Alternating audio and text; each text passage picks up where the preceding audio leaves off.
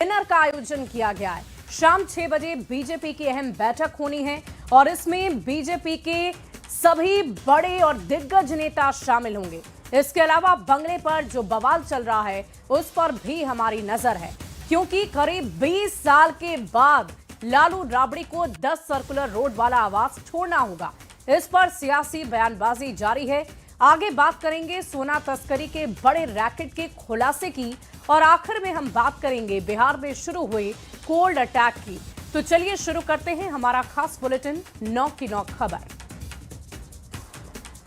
और देखिए, बिहार में नई सरकार बनने के बाद मंत्रियों को आवास आवंटित किए जा रहे हैं। अब राबड़ी देवी को 10 सर्कुलर रोड वाला आवास खाली करना होगा। विधान परिषद में नेता प्रतिपक्ष के नाते राबड़ी देवी को 39 हार्डिंग रोड आवंटित किया गया है। आरजेडी का यह आरोप है कि यह बदले की राजनीति है।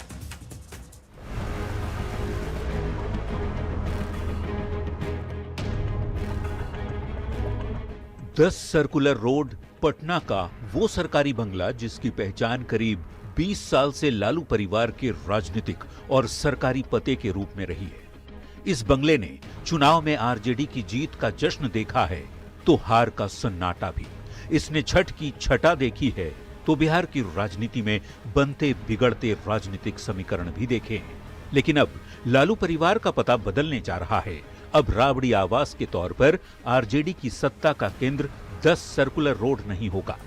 कि लालू प्रसाद यादव, तेजस्वी यादव भी यहीं ठहरते हैं। हालांकि नेता प्रतिपक्ष के रूप में उनका एक अलग बंगला जरूर है, लेकिन पूरा परिवार जो है यहाँ रहता है। लेकिन अब सरकार जब बड़ी बहुमत से मिली है तो उसने एक बड़ा फैसला लिया है और 10 सर्कुलर रोड जो है वो खाली करने का आदेश दिया है। नई सरकार बनने के बाद भवन निर्माण विभाग ने नए सिरे से बंगला अलॉट करना शुरू कर दिया है। विधान परिषद में नेता प्रतिपक्ष के नाते राबड़ी देवी को 39 हार्डिंग रोड वाला बंगला आवंटित किया गया है। आवास जो है वो अब राबड़ी देवी का है। राबड़ी देवी जो है उनको अब मिलने वाला है। तो ये एक नया पता जो है वो राबड़ी देवी का अब हो गया है। पहले 10 सर्कुलर रोड से हट करके अब ये देखिए, और आपको ये तस्वीरें दिखा दूं कि इस 39 सर्कुलर जो हार्डिंग रोड है वो एक नया पता है। आरजेडी के नेता इसे बदले की राजनीति बता रहे हैं। यह स्पष्ट करता है कि राजनीतिक रूप से भारतीय जनता पार्टी के दबाव में किस तरह से नीतीश सरकार कार्य कर रही है। बिहार के मुख्यमंत्री पद से हटने के बाद राबड़ी देवी को ये 10 सर्कुलर रोड आवंटित हुआ था। 16 जनवरी 2006 से 10 सर्कुलर रोड राबड़ी देवी के सरकारी आवास के साथ साथ पूरे लालू परिवार का पता रहा है। तेजस्वी यादव को नेता प्रतिपक्ष के नाते अलग आवास आवंटित है, लेकिन पूरा परिवार 10 सर्कुलर रोड में ही रहता रहा है। लेकिन अब राबड़ी देवी इसी नए पते 39 हार्डिंग रोड से अपनी राजनीतिक गतिविधियां संचालित करेंगी। न्यूज 18 के लिए पटना से संवाददाता रवि एस नारायण की एक्सक्लूसिव रिपोर्ट। और राबड़ी देवी को 10 सर्कुलर रोड वाला आवास खाली करना ही होगा। विधान परिषद में नेता प्रतिपक्ष के नाते राबड़ी देवी को 39 हार्डिंग रोड आवंटित कर दिया गया है। राबड़ी देवी का पता बदलने पर सियासत सुलग गई है। आरजेडी के मुख्य प्रवक्ता ने सरकार के फैसले पर सवाल उठाए हैं।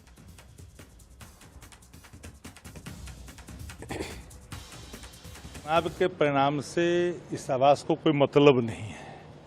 ये तो ऑलरेडी पहले से ही 28 वर्षों से ये कदांकित है मैडम श्रीमती राबड़ी देवी जी के नाम से। ये बिहार के पूर्व मुख्यमंत्री हैं और अभी नेता प्रतिपक्ष भी है विधान परिषद के अंदर। तो कदांकित आवास को किस नियम के तहत इन्होंने बदला है, ये अपने आप में आश्चर्य की बात है। ये राजनीतिक शुचिता यहाँ तो भंग होता दिखता है। लग रहा है कि भारतीय जनता पार्टी की दखल कुछ ज्यादा बढ़ गई है और सत्ता की बागडोर जिनके हाथों में है वो नाम के हैं। और देखिए, राबड़ी आवास खाली करने पर बीजेपी प्रवक्ता नीरज कुमार ने कहा कि खाली करते समय कोई सरकारी संपत्ति का नुकसान न हो, इसका ख्याल रखा जाए, क्योंकि पिछले बार 5 देश रत्न मार्ग से खाली करते समय टोटी चुरा ली गई थी। देवी को जो आवास अलॉट था काफी लंबे समय से, वो सरकारी आदेश खाली करने का हुआ है तो उन्हें खाली कर देना चाहिए बड़े आराम से। और मैं बड़ा आग्रह करूंगा, क्योंकि आपके परिवार का ट्रैक रिकॉर्ड इस मामले में बड़ा खराब रहा है। जब 10 सर्कुलर रोड को आप खाली करेंगे तो किसी भी सरकारी संपत्ति की वहां से चोरी नहीं करेंगे, किसी का आप वहां नुकसान, सरकारी संपत्ति का नुकसान नहीं पहुंचाएंगे। हम लोगों की बड़ी पैनी निगाह रहेगी, इस पर ध्यान रखिएगा। इसलिए कभी भूल की गलती इस बार नहीं करिएगा। जैसे आप लोगों ने जो डिप्टी सीएम के लिए जो बंगला अलॉट था 5 देश रत्न मार्ग, वहां से निकलते वक्त आप लोगों ने टोटी तक चुरा लिया था, वो काम यहाँ नहीं करिएगा। और आइए अब खबर को जानते हैं। खबर क्या है? दरअसल खबर यह है कि राबड़ी देवी को अपने सरकारी आवास जिसमें वो रह रहे थे उसे खाली करने का नोटिस दे दिया गया है और उन्हें दूसरा बंगला अलॉट किया गया है। यानी कि 10 सर्कुलर वाला आवास छोड़कर उन्हें नए बंगले में जाना होगा। राबड़ी देवी का पता अब बदल जाएगा। अब तक है इनका पता 10 सर्कुलर रोड, लेकिन अब जब बदलाव का फैसला ले लिया गया है तो अब नया पता होगा 39 हार्डिंग रोड। तो आप समझ रहे हैं कि खबर क्या है। उन्हें अपने आवास को छोड़ना है। अब सबसे जरूरी ये जानना है कि राबड़ी देवी का पता बदलना आखिर चर्चा में क्यों है, क्यों इसको लेकर इतनी चर्चा हो रही है। देखिए, दरअसल राबड़ी देवी इस आवास में 20 से अधिक वर्षों से रह रही थी। 16 जनवरी 2006 से 10 सर्कुलर रोड ही इनका सरकारी पता था। तो अब चूंकि 20 साल से लालू परिवार यहां पर रह रहा है, तो 20 साल बाद आवास खाली करने के नोटिस की वजह से ये चर्चा हो रही है कि आखिर क्यों, जब 2 दशकों से वो परिवार वहां रह रहा है तो उन्हें बदलना होगा। अब ये जानते हैं कि 10 सर्कुलर रोड खाली करने का नोटिस आखिर क्यों दिया गया। इसी सवाल का आपको जवाब देते हैं। देखिए, पूर्व मुख्यमंत्री कोटे का बंगला है 10 सर्कुलर रोड और राबड़ी देवी अभी विधान परिषद में नेता प्रतिपक्ष हैं। नेता प्रतिपक्ष के नाते 39 हार्डिंग रोड आवंटित हैं।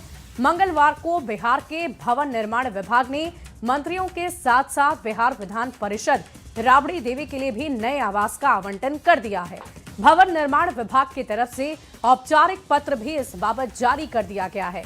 पत्र में स्पष्ट तौर पर यह लिखा गया है कि चूंकि राबड़ी देवी अब बिहार विधान परिषद में नेता प्रतिपक्ष के पद पर हैं, इसीलिए उन्हें नेता प्रतिपक्ष के कोटे से हार्डिंग रोड का ये नया बंगला आवंटित किया जा रहा है।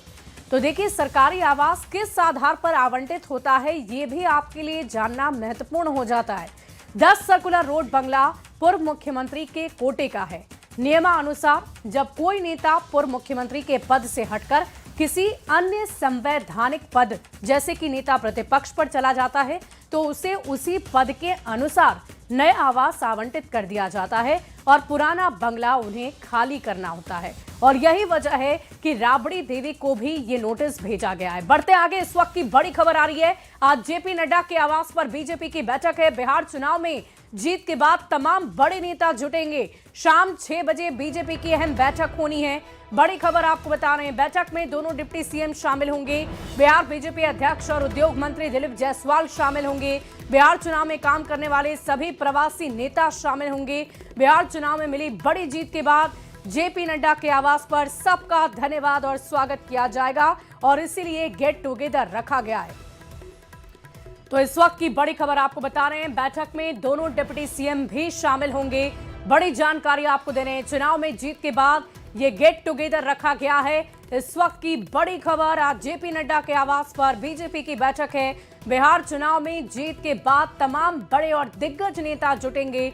शाम 6 बजे बीजेपी की अहम बैठक होनी है और इसी बैठक में दोनों डिप्टी सीएम को शामिल होना है, जिसको लेकर बड़ी तैयारियां की गई है। और देखिए, तेजस्वी यादव ने भी एक अहम बैठक बुलाई है। बड़ी खबर आपको बता रहे हैं, चुनाव में मिली हार के बाद ये बैठक बुलाई गई। मगध प्रमंडल के उम्मीदवार बुलाए गए हैं। बड़ी खबर आपको बता रहे हैं, प्रत्याशियों के प्रतिनिधि को भी बुला लिया गया है। चुनाव से जुड़े कागजात के साथ उन्हें बुलाया गया। तेजस्वी यादव हार की समीक्षा करेंगे। इस वक्त की बड़ी खबर आपको बता रहे हैं, आरजेडी को मिली करारी हार के बाद अलग अलग क्षेत्रों में जहां उनकी पैठ थी, जहां वो जीत सकते थे या जीता करते थे, वहां भी उन्हें करारी हार का सामना करना पड़ा है। और यही वजह है कि गहन तौर पर समीक्षा की जा रही है कि आखिर क्या गलतियां हुई, किस वजह से जो हमारा क्षेत्र था वहां पर भी जनता ने हमें प्यार नहीं दिया, हमें वोट नहीं किया। इसीलिए मगध प्रमंडल के उम्मीदवारों को बुलाया जा रहा है, प्रत्याशियों के प्रतिनिधियों को बुलाया जा रहा है ताकि समीक्षा की जाए। बढ़ते आगे, सुप्रीम कोर्ट में आज एसआईआर को लेकर अहम सुनवाई होनी है। केरल, उत्तर प्रदेश, तमिलनाडु और पश्चिम बंगाल में एसआईआर को चुनौती देने वाली याचिकाओं पर आज सुनवाई होगी। आपको बता दें कि चुनाव आयोग की ओर से कराए जा रहे एसआईआर के खिलाफ सुप्रीम कोर्ट में कई याचिकाएं दायर की गई है। याचिकाकर्ताओं का ये कहना है कि एसआईआर में गंभीर तौर पर खामियां हैं और यही वजह है कि इसकी जांच और समीक्षा होना अनिवार्य है। तो ये बड़ी खबर आपको बता रहे हैं। एसआईआर को लेकर अहम सुनवाई, सुप्रीम कोर्ट में आज एसआईआर को लेकर अहम सुनवाई होगी। ये बड़ी खबर आपको बता रहे हैं। केरल, उत्तर प्रदेश, तमिलनाडु और पश्चिम बंगाल में एसआईआर होने हैं और इसी को चुनौती दी गई है और इसी याचिका पर आज सुनवाई होगी। बढ़ते आगे, पश्चिम बंगाल में एसआईआर को लेकर राजनीतिक टकराव लगातार बढ़ता ही जा रहा है। मुख्यमंत्री ममता बनर्जी ने बेहद तीखा और विवादित बयान दिया है। ममता ने कहा है कि एसआईआर के नाम पर उन्हें जानबूझकर टारगेट किया जा रहा है और अगर उनके ऊपर किसी तरह का हमला हुआ तो वो भारत को हिलाकर रख देंगी। इस बयान ने बंगाल से दिल्ली तक हलचल मचाकर रख दी है। মনে করি আমাকে আঘাত করছে, আমাকে আঘাত করলে আমি সারা ভারতবর্ষ হিলিয়ে দেব, এটা মাথায় রেখো। ভয় পাবেন না। আপনাদের কাউকে, যারা আপনারা এখানকার জেনুইন ভোটার, আগে ভোট দিয়েছেন 2024-এও, নরেন্দ্র মোদী প্রধানমন্ত্রী হিসেবে ইলেক্টেড হয়েছে কোন লিস্টে? 24-এর লিস্টে। তাহলে সে লিস্ট যদি বাতিল হয়ে যায় তাহলে তো গভর্নমেন্টও বাতিল হয়ে যাওয়া উচিত। আমি ব্যক্তিগতভাবে কারো বিরুদ্ধে কুৎসা করছি না, আমি আর্গুমেন্ট করছি তর্কের খাতিরে। এবার আপনারা আমাকে বলুন, তুমি এতদিন এসআইআর করার টাইম পেলে না, ইলেকশনের 2 মাসের আগে তোমার মাথায় শিরশিরি দিচ্ছ তুমি হামাগুড়ি, কি না তো কাকে বাদ দেবে আর কাকে বাদ দেবে না। और देखिए, लोक गायिका नेहा सिंह राठौर की तलाश वाराणसी और लखनऊ पुलिस कर रही है। पहलगाम टेरर अटैक को लेकर भड़काऊ पोस्ट मामले में वाराणसी में नेहा पर मुकदमा दर्ज किया गया है। वाराणसी के लंका थाने में और लखनऊ के हजरतगंज थाने में यह केस दर्ज हुआ है। सोमवार को वाराणसी पुलिस नेहा के सुशांत गोल्फ सिटी के फ्लैट पर पहुंची थी। नेहा के नहीं मिलने पर वहां दारोगा ने नोटिस चस्पा किया था। हजरतगंज पुलिस नेहा को 2 नोटिस पहले ही भेज चुकी है।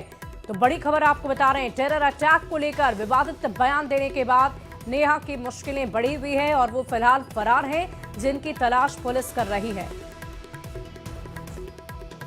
और इसी बीच किशनगंज से एक बड़ी खबर आ रही है। सोना तस्करी के मामले पर बड़ा खुलासा हुआ है। करोड़ों रुपए का सोना जब्त किया गया। सूखी लकड़ी के ढेर में छिपाकर तस्करी की गई है। भारत बांग्लादेश बॉर्डर पर कार्रवाई की गई। पुलिस ने 2 तस्करों को गिरफ्तार कर लिया। इस वक्त की बड़ी खबर आपको किशनगंज से बता रहे हैं। सोना तस्करी के मामले का खुलासा हुआ है। करोड़ों रुपए का सोना जब्त किया गया। सूखी लकड़ी के ढेर में छिपाकर तस्करी की गई है। भारत बांग्लादेश बॉर्डर पर पुलिस ने कार्रवाई की और 2 तस्करों को गिरफ्तार कर लिया। आरा से बड़ी खबर आ रही है। अपराधियों ने छात्र को गोली मार दी। बाइक सवार बदमाशों ने गोलियां चलाई। छात्र को 2 गोली लग गई। छात्र का अस्पताल में इलाज जारी है। ऑपरेशन के बाद बुलेट निकाली गई। धरहरा सीमेंट फैक्ट्री के पास ये वारदात हुई है। बड़ी खबर आपको आरा से बता रहे हैं। अपराधियों ने छात्र को गोली मारी है। बाइक सवार बदमाशों ने गोली चलाई। छात्र को 2 गोली लग गई। छात्र का अस्पताल में इलाज जारी है। ऑपरेशन के बाद बुलेट निकाली गई। धरहरा सीमेंट फैक्ट्री के पास वारदात हुई है।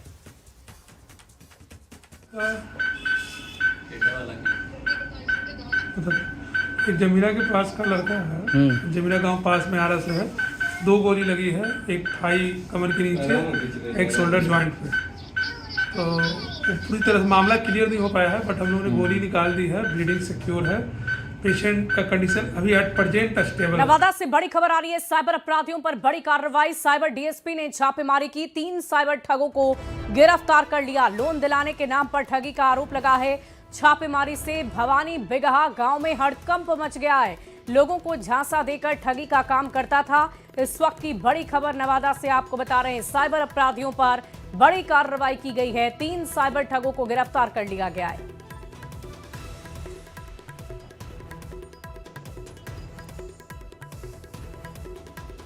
और अब बात मौसम के मिजाज की करेंगे। खबर भागलपुर से है, जहां आसपास के जिलों में तापमान में गिरावट होने की वजह से ठंड बढ़ गई है। वहीं दिन में पछुआ हवा की वजह से कनकनी बढ़ गई है। सुबह और शाम ज्यादा ठंड का एहसास हो रहा है। हालांकि दिन चढ़ने के साथ तापमान बढ़ने से लोगों को ठंड से राहत जरूर मिल जाती है, लेकिन आने वाले दिनों में तापमान में तेजी से गिरावट होने की संभावना जताई जा रही है। के जिलों में तेजी से मौसम बदल रहा है। तापमान में गिरावट होने के कारण ठंड बढ़ गई है, तो वहीं दिन में पछुआ हवा ने लोगों की परेशानी बढ़ाकर रख दी है। सुबह और शाम लोगों को ज़्यादा ठंड महसूस होती है। हालांकि दिन चढ़ने के साथ ही तापमान में बढ़ोतरी होने के कारण लोगों को ठंड से राहत जरूर मिल जाती है, लेकिन सुबह सुबह धुंध और ठंड का सामना लोगों को करना पड़ रहा है। जिस तरह से लगातार मौसम में उतार चढ़ाव हो रहा है, तो कहीं ना कहीं इससे लोगों की जो दिनचर्या है वो साफ तौर पर प्रभावित होती हुई नजर आ रही है। मौसम विभाग की माने तो आने वाले समय में और तेजी से मौसम में बदलाव होगा और तापमान में गिरावट होगी, जिससे कि ठंड बढ़ने के आसार हैं। साथ ही साथ लोगों को शीतलहर का भी आने वाले दिनों में सामना करना पड़ सकता है। फिलहाल सुबह शाम लोगों को ठंड महसूस होती है, तो वहीं दिन में पछुआ हवा के कारण लोग ज्यादा कनकनी महसूस करते हैं। तो साफ तौर पर पछुआ हवा ने लोगों की परेशानी बढ़ा कर रख दी है। विकास कुमार सिंह, न्यूज 18, भागलपुर। और देखिए, बिहार में ठंड का असर धीरे धीरे बढ़ता हुआ नजर आ रहा है। मौसम विभाग की माने तो अगले 4 से 5 दिन में तापमान में और भी ज्यादा गिरावट दर्ज की जाएगी। सर्दी बढ़ने की संभावना जताई जा रही है। कई इलाकों में हल्का कोहरा छाया रह सकता है। राजधानी पटना में सुबह ठंड महसूस होगी, हालांकि दिन का तापमान सामान्य रह सकता है। विभाग ने लोगों से बदलते मौसम में सावधानी बरतने की अपील की है। मौसम का मिजाज लगातार बदलता जा रहा है और ठंड का जो असर है वो लगातार दिखाई पड़ रहा है। और मौसम विभाग की अगर जानकारी के मुताबिक अगर जाने तो अगले 4 दिनों में ठंड का जो असर है वो ज़्यादा बढ़ने वाला है। धीरे धीरे ठंड जो है वो बढ़ने वाली है। और अभी से आपको बता दें कि जिस कदर में पिछले 2 से 3 दिनों में ठंड का जो असर बढ़ा है और जो तापमान है, तापमान में भी जो है वो गिरावट आई है। और मौसम विभाग ने जो जानकारी दी है उसके मुताबिक अगले 4 दिनों में ये जो लगातार है वो तापमान में गिरावट आ सकती है। और इस गिरते हुए तापमान का असर ये होगा कि जो ठंड है उसमें तेज़ी से जो है वो बढ़ोतरी होगी। और आपको बता दूं कि अगर पिछले दिनों की अगर बात करें तो लगातार जो है वो मौसम जो है वो लगातार ठंडी होती गई है। और पिछले दिनों सबसे कम जो तापमान है वो औरंगाबाद में 11 डिग्री सेंटीग्रेड जो है वो 11 डिग्री सेल्सियस जो है वो मापा गया है। और आपको बता दें कि पूर्णिया जैसे जगहों पे जो विजिबिलिटी है वो लगभग 600 मीटर तक है। तो माना जा रहा है कि आगे आने वाले 3 से 4 दिनों में जो है वो हल्का हल्का कुहासा जो है वो भी पड़ सकता है, जिसके कारण विजिबिलिटी जो है वो कम हो सकती है। राजधानी पटना की बात करें तो हल्की ठंड सुबह में ज़रूर रह रही है, लेकिन पूरे दिन जो है वो तापमान सामान्य है। लोगों से अपील की जा रही है कि बदलते वक्त के साथ जैसे जैसे ठंड बढ़ रही है वैसे लोग जो हैं वो सावधान रहें और सतर्क रहें। कैमरा पर्सन दीपक के साथ रवि एस नारायण, न्यूज 18 पटना। बढ़ते आगे, सीतामढ़ी जिले के ग्रामीण इलाकों में सरकारी स्वास्थ्य सेवाओं की बदहाली लगातार जारी है। नानपुर प्रखंड के रायपुर स्थित अतिरिक्त प्राथमिक स्वास्थ्य केंद्र पूरी तरह से जर्जर हो चुका है। यहां महीनों से ना तो डॉक्टर पहुंचते हैं और ना ही स्वास्थ्य कर्मी। अस्पताल पर हमेशा ताला ही लटका रहता है, जिससे स्थानीय लोगों को इलाज के लिए दूर दराज तक का सफर तय करना पड़ता है। सरकार स्वास्थ्य सुविधा में लगातार सुधार की बात कर रहा है, लेकिन हम आपको तस्वीरों के जरिए दिखाने की कोशिश करते हैं कि सीतामढ़ी के नानपुर प्रखंड के रायपुर में यह अतिरिक्त प्राथमिक स्वास्थ्य केंद्र है, जिसके ऊपर तकरीबन 1.5 लाख की आबादी के इलाज की जिम्मेवारी है। लेकिन आप तस्वीरों के जरिए देख सकते हैं इस स्वास्थ्य केंद्र की स्थिति क्या है। पूरी तरीके से यह स्वास्थ्य केंद्र जर्जर हो चुका है और यहाँ पर डॉक्टरों की तैनाती की गई है, स्वास्थ्य कर्मियों का डिप्टोशन किया गया है। लेकिन आप तस्वीर देख सकते हैं इस स्वास्थ्य केंद्र की स्थिति क्या है। पूरी तरीके से यह स्वास्थ्य केंद्र खंडहर में तब्दील हो चुका है और यहाँ आने वाले लोगों को स्वास्थ्य सुविधा का जो लाभ होता है वह मिलता दिखाई नहीं दे रहा है। स्थानीय लोगों ने कई बार इसकी शिकायत स्वास्थ्य विभाग के अधिकारियों से लेकर प्रशासनिक अधिकारियों तक की है, बावजूद इस मामले में अब तक कोई कार्रवाई नहीं हो सका है। आप तस्वीर देख सकते हैं स्वास्थ्य केंद्र के चारों तरफ जंगल झाड़ उपज पड़े हैं, बोर्ड लगा हुआ है, लेकिन अस्पताल में ताले लगे हुए हैं। तो सहज अंदाजा लगाया जा सकता है कि स्वास्थ्य केंद्र की स्थिति क्या है, इस स्वास्थ्य केंद्र से लोगों को कितनी स्वास्थ्य सुविधा का लाभ मिलता होगा। तो इस तस्वीर को देखने के बाद से आप सहज अनुमान लगा सकते हैं। राकेश रंजन, न्यूज 18 सीतामढ़ी। और फिलहाल इस बुलेटिन में